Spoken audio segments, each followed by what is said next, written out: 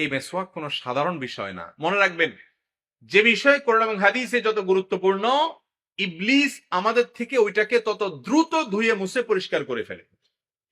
এই জন্য দেখবেন মেসওয়াকের এই আমলটা নাই বললে চলে। এটা অন্যদের কাছে শেয়ার করবেন, অন্যদেরকে শোনাবেন, বাসায় গিয়ে মহিলাদেরকে এই কথাগুলো বলবেন এবং মেসওয়াক কিনে দিবেন, হাদিয়া দিবেন।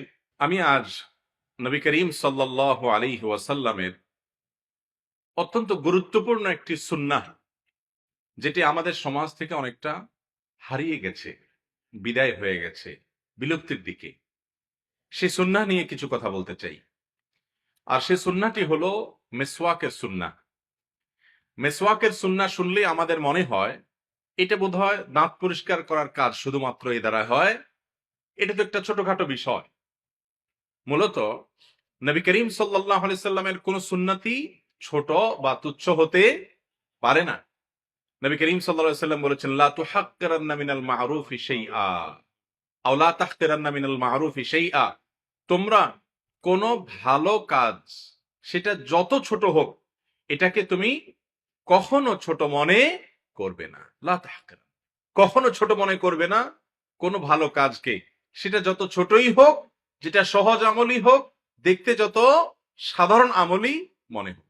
সেখানে মিসওয়াকের যে সুন্নাহটি, এই সুন্নাহটি কোনো সাধারণ সুন্নাহ নয়, সাধারণ আমল নয়। আমাদের সমাজে বেশিরভাগ মানুষ মনে করেন এটা শুধুমাত্র মুখ পরিষ্কারের, দাঁত পরিষ্কারের একটা বিষয় এবং সুন্নার মধ্যে খুব সাধারণ মানের একটা সুন্নাহ। এটা ভুল। মেসওয়াক সম্পর্কে এমন কিছু তথ্য আছে, মেসওয়াক সম্পর্কে এমন কিছু জানার বিষয় আছে, যেগুলো আমাদের মুসলমানদের বেশিরভাগ মানুষই আমরা জানি না।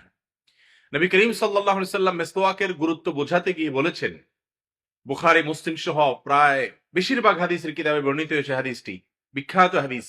তিনি বলেছেন, লাউলা আন আশুক্কা আলা উম্মতি, আমি যদি আমার উম্মতের জন্য কষ্টসাধ্য হবে, তাদের কষ্টকর হয়ে যাবে, এ আশঙ্কা না করতাম, লা আমারতুহুম বিসওয়াক, তাহলে আমি তাদেরকে মেসওয়াক করার অর্ডার জারি করে দিতাম, ফরজ ওয়াজিব করে দিতাম মেসওয়াক করাটাকে।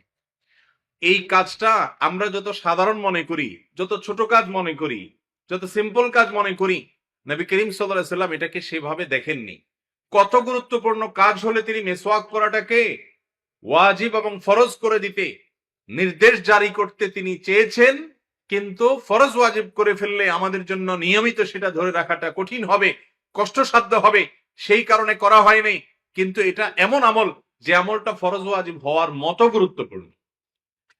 মুহতারাম হাজরিন,